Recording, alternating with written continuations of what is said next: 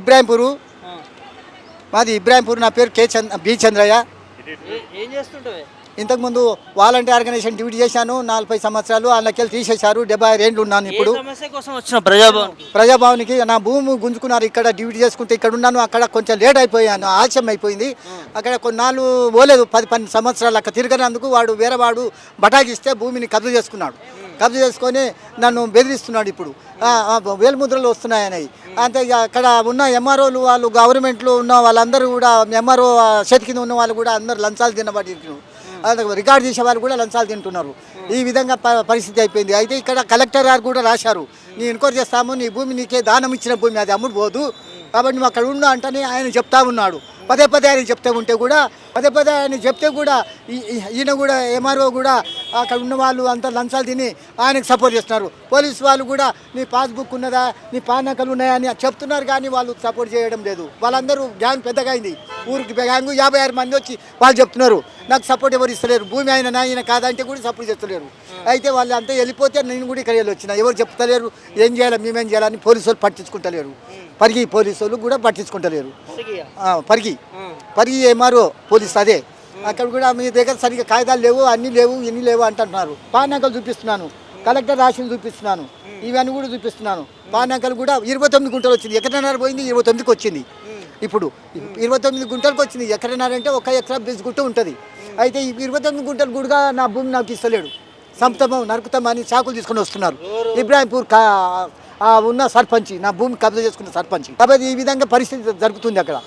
అయితే నేను పోవడానికి నాకు సిద్ధంగా ఉంటానని ట్రై చేస్తున్నాను, కానీ భయభ్రాంతులు ఉన్నాయి. ఎందుకంటే ఎప్పుడు చంపుతారే ఒకరిని భూమి చూసి కూడా కబ్జా చేస్తామని. ధరలు పెరిగిపోయినాయి ఈరోజు.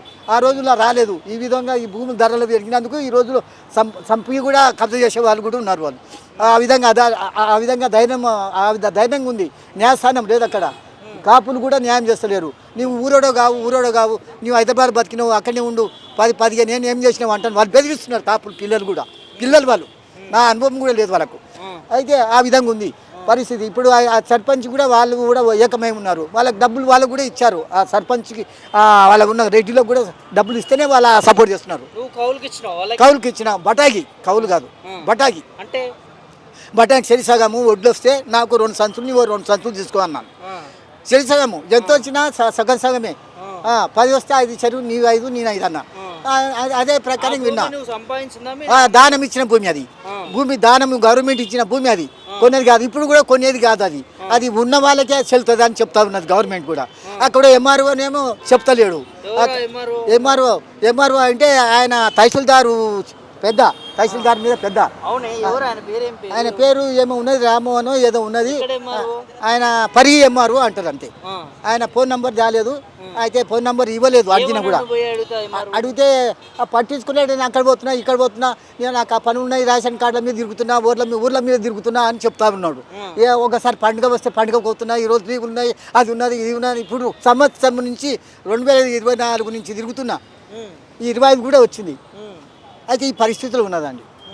అయితే ఈ పరిస్థితి వల్ల ఇప్పుడు వాళ్ళు సరిగా పట్టించుకునడం లేక నేను 2024 నుంచి తిరుగుతూ కూడా ఎంఆర్ఓ పట్టించుకొని, అయ్యా రేషన్ కార్డు, ఆధార్ కార్డు మార్చుకుంటున్నా, ఊరికి వస్తున్నా, సంతకం చేయని కూడా కాగితం కూడా ఇచ్చిన. ఇప్పటికి కూడా ఉన్నాయి కాగితాలు అక్కడ పరిగి ఎంఆర్ఓ ఆఫీస్లో.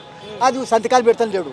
మళ్ళీ వాళ్ళు మా సంతకాలు పెడితేనే ఇక్కడ ఏమున్నది, గల్గూడ బస్ డిపో దగ్గర, గౌల్గూడ చెంచల్గూడ జైలు దగ్గర ఆఫీస్, హెడ్ ఆఫీస్ ఉంది. ఏది ఆధార్ కార్డుది. అక్కడ ఆధార్ కార్డు వాళ్ళు, మీరు అక్కడ మీ ఎంఆర్ఓ రాస్తే సిగ్నేచర్ చేస్తే ఆయన సాక్షి పలుకుతే నిజమే ఊరు అని అంటేనే మేము ఇస్తాము అని వీళ్ళు అంటున్నారు. ఇక్కడ చెంచల్గూడ దగ్గర ఉన్న హెడ్ ఆఫీస్ వాళ్ళు ఆధార్ కార్డు, హెడ్ ఆఫీస్ అంటే అదేనంట. అక్కడికి వెళ్తే వాళ్ళు ఇస్తలేరు అని చెప్తా ఉన్నారు. ఆ విధంగా వాళ్ళు ఇస్తలేరు. ఈయనకోతేనేమో ఆయన తీసుకురామంటారు. ఆయన సాక్షి, ఆయన ఎంఆర్ఓ వాళ్ళకాలి, ఆయన ఊరు ఆయనని అని ఆయన రాసేయాలంట. ఈయన వాళ్ళు ఇస్తారంట. మరి అప్పటిదాకా తిప్పుతూనే ఉన్నాడు. ఈయన సంతకం కూడా చేస్తలేడు ఎంఆర్ఓ. అందుకొరకని ఇప్పుడు ఎంఆర్ఓ గురించి నేను పోతలేను, కలెక్టర్ దగ్గర పోతున్నాను. మళ్ళీ సబ్ కోర్టు వాళ్ళు ఏం చెప్తారు, మళ్ళీ ఆ భూమి చంపుతానంటున్నారు, ఆ ఊళ్ళో ఉండనిస్తలేరు నన్ను. కాబట్టి ఎక్కడైనా భూమికి ఏం రేట్ అవుతుందో ఆ రేటు మీద వాళ్ళు మాట్లాడతారు సబ్ కోర్టు వాళ్ళు. ఆ సబ్ కోర్టు మీద వాళ్ళు మాట్లాడే వాళ్ళే డిసైడ్ చేయాలి. ఆ భూమి డిసైడ్ చేసి భూమి రేటు మీద ఏమైనా ఇప్పిస్తారా లేక భూమి ఇప్పిస్తారా, వాళ్ళు సబ్ కోర్టు వాళ్ళే చెప్పాలి.